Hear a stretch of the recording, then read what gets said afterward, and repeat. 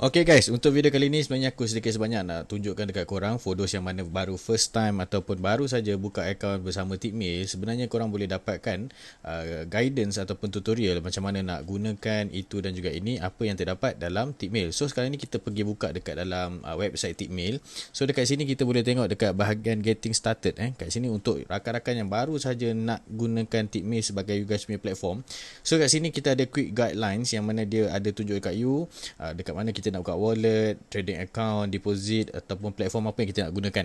So basically dekat dalam Tikmail, benda-benda ni sepatutnya kita as a trader ataupun user kena memahami, sebab benda-benda ni sangat-sangat penting untuk kita dapatkan kelancaran dengan apa yang kita nak kena gunakan.